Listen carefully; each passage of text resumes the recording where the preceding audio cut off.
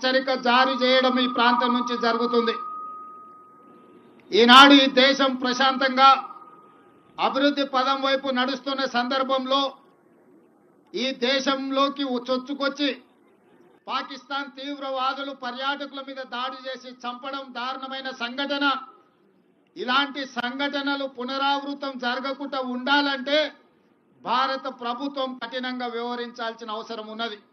అదేవిధంగా 140 కోట్ల భారతీయులందరూ కూడా ఏకమై రాజకీయాలకు అతీతంగా పార్టీ సిద్ధాంతాలకు అతీతంగా అందరము ఒక్కటై తీవ్రవాదం మీద పోరాడవలసిన అవసరం ఉన్నది. అందుకే ఈనాడు తెలంగాణ రాష్ట్ర ప్రభుత్వం అధికారికంగా ఈ కార్యక్రమాన్ని ఏర్పాటు చేసి అందరినీ ఆహ్వానించి భారత ప్రభుత్వానికి అండగా నిలబడి భారత ప్రభుత్వం చేపట్టే ప్రతి చర్యకు మద్దతుగా నిలబడాలి అని చెప్పి ఈ రోజు వేలాది మంది నక్లెస్ రోడ్లోకి వచ్చి భారత ప్రభుత్వానికి మద్దతుగా నిలబడ్డందుకు నేను అందరిని అభినందిస్తున్నా. ఈ దేశ ప్రధానమంత్రి నరేంద్ర మోడీ గారికి విజ్ఞప్తి చేస్తున్నా. ఇది చాలా భావోద్వేగమైన సందర్భం. ఇలాంటి సందర్భంలో మనందరం ఏకమై భారతదేశ సార్వభౌమ అధికారాన్ని కాపాడాల్సిన బాధ్యత మన అందరి మీద ఉన్నది.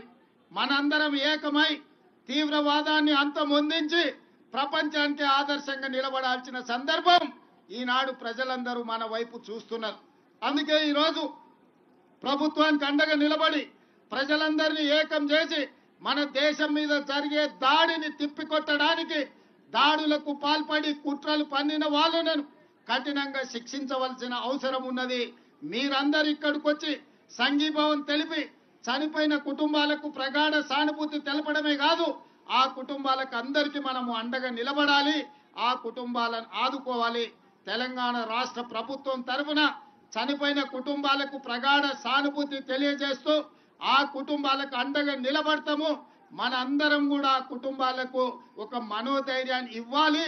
చనిపోయిన వాళ్లకు ఇందులో అమరులైన వాళ్ళ ఆత్మశాంతి చేకూరాలని భగవంతుడి దగ్గర వాళ్ళైతే మంచిగా చల్లగా చూడాలని వాళ్ళ కుటుంబాలను ఈ రోజు ఈ కార్యక్రమాన్ని ఏర్పాటు చేయడం జరిగింది.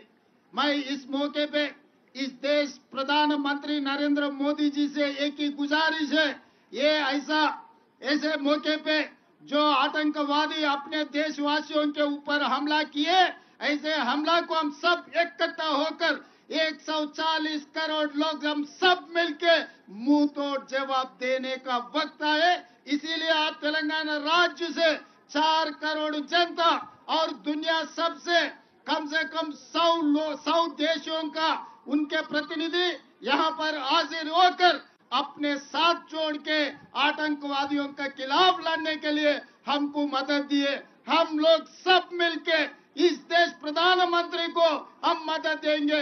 प्रधानमंत्री जी मोदी जी 1967 चीन ने अपने देश के ऊपर हमला किए तो इंदिरा जी ने मुंह तोड़ जवाब दिए।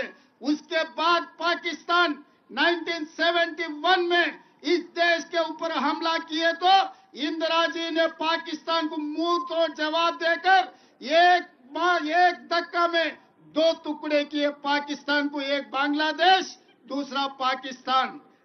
उस वक्त अटल बिहारी वाजपेयी जी ने ये कहा, इंदिरा जी को दुर्गा माता ने कहा, आप दुर्गा माता के भक्त हो, हमें पता है, दुर्गा माता को याद करो।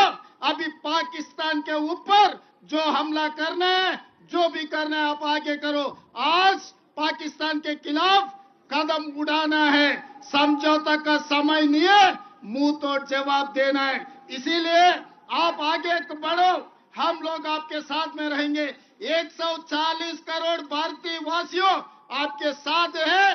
पीओके को पाकिस्तान को 2 टुकड़ा करो, पाक ऑक्युपाइड कश्मीर हिंदुस्तान में मिला दो, हम साथ में रहेंगे। आप दुर्गा माता के भक्त हो ना, इंदिरा जी को याद करो। आज जो मुंह तोड़ जवाब आतंकवादियों को देने के लिए हम लोग यहाँ हैदराबाद शहर में, हम लोग नक्लेस रोड में यहाँ इकट्ठा हो गए, हम आपको मदद देंगे। अभी राजनीति करने का समय नहीं है, कोई पार्टी का नाम लेने का समय नहीं है। हम लोग इकट्ठा होना, हम लोग सब भारतवासियों ने 140 करोड़ लोग हम सब इकट्ठा होकर खड़ा होके ये आतंकवादियों को मुंह तोड़ जवाब देना। हम लोग आपके साथ में रहेंगे। हम लोग यहाँ से जो परिवार ने उनके भाई को, उनके पापा को जो खो गए, तेलंगाना सरकार ने आपको मदद देंगे। तेलंगाना सरकार आपके साथ देंगे, आपके परिवार को हम जो मदद देंगे।